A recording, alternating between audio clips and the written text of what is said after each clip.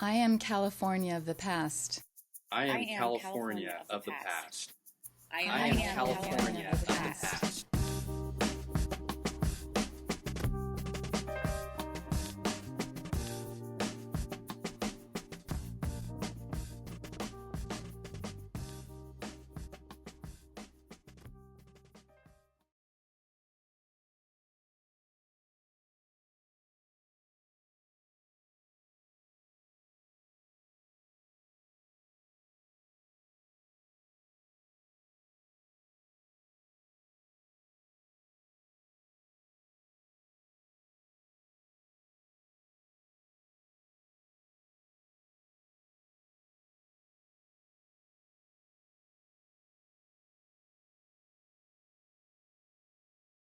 Ladies and gentlemen, on behalf of all of the citizens of Pomona, I wish to express our great appreciation that California's favorite son is visiting us here today.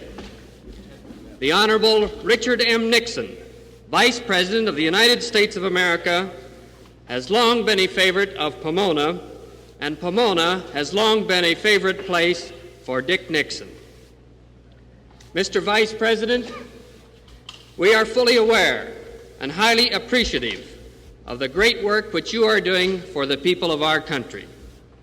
We also realize that neither Pomona, the 25th District, nor even the state of California has any exclusive claim on Dick Nixon. But we are eternally proud, Dick, that this is your home area and that we have had an opportunity to participate with and to assist you in your rise to the second highest office of our land. We extend you a most cordial and heartfelt welcome home, Dick Nixon.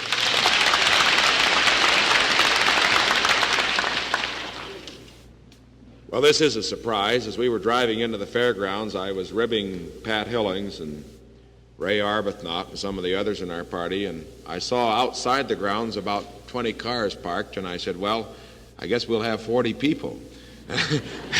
They pointed out, however, that there was a parking lot inside, but believe me, was I amazed when we came in, and at this hour in the morning, when most people ought to still be sleeping, at 9:30, here we find everybody out with this wonderful, wonderful crowd. And I want to express appreciation to all of you who are here for coming out, giving us a chance to see you again. I just wish I had the time to stay around and talk to everybody here, to those that I've met previously and 8 years ago, 6 years ago, 4 years ago, 2 years ago, and to the many people in this audience that I haven't had the chance to meet before this time. Coming to Pomona, of course, brings back memories to me, memories of campaigns which were beginning. I will never forget the first meeting that was held here when we kicked off the congressional campaign. You will remember how Roy Day and Raymond Smith, all the rest over here, stirred that thing up, and we had a fine meeting, the kickoff. And then after that, I recall that we repeated again in 1950. We decided to kick off the campaign with a statewide radio broadcast here for the Senate campaign.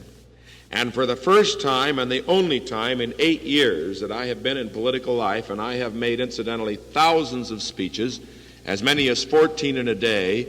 In this tour, as a matter of fact, I'm traveling through 32 states and will have made over 200 speeches by November the 2nd when I go home to Washington, D.C. I can tell you that for the first time, that was the only time I had laryngitis. Laryngitis, kicking off the Senate campaign. And there was a wonderful fellow whose name I can't recall. Pat, who was it? The doctor, who came back in the back room and sprayed my throat before I went on. I could hardly even peep. But the audience was so generous and kind that, after all, it did make a fairly good program, they said. And we won. That was the main thing. And I want to say that it was certainly a great privilege to be here, and I remember the generosity and the kindness of the people of Pomona. I talked to Pat on the phone last night. All of you know her as that, I think. And she asked me, of course, to extend her best wishes. But I thought you'd be interested in this little story. A lot of people from this district who knew me back when I was trying to run for the Congress and didn't know from nothing, and I'm not claiming I do now, incidentally, but anyway, I didn't then, will often say, well, how does it feel, Dick, to be a celebrity? Get all this, sign autographs and send your pictures to people and this and that. Just let me tell you, don't ever get the idea you're a celebrity when you're in politics, because if you do, your kids at home knock it right out every time you go home. This is what happened to me. You may have read it in the papers, but I think it's worth telling. Pat and I had a wonderful meeting in Indianapolis one night, had about 8,000 people there. Tremendous applause. These Indiana Republicans, as you know, are the hootin' and the hollerin' kind. And so we thought we were pretty good, and we got home the next day.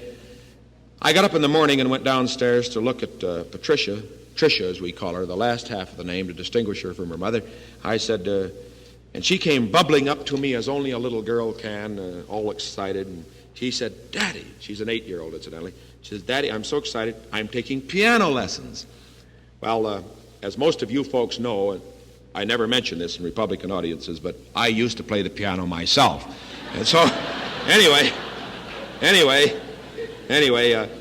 I said, well, how do you like it, honey? And she says, oh, I love it, Daddy.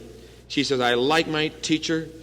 And she said, you know, I like to practice and everything. And then all of a sudden, she paused.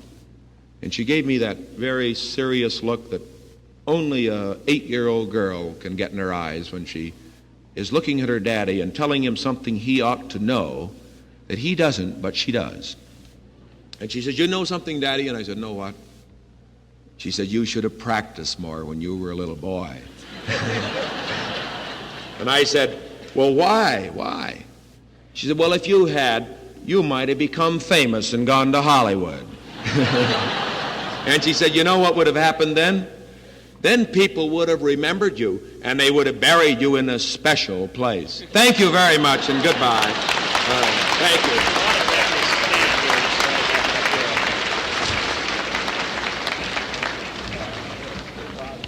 Ladies and gentlemen, would you please hold your seats until the Vice President has left the room? Fine. Oh, yes. Fine.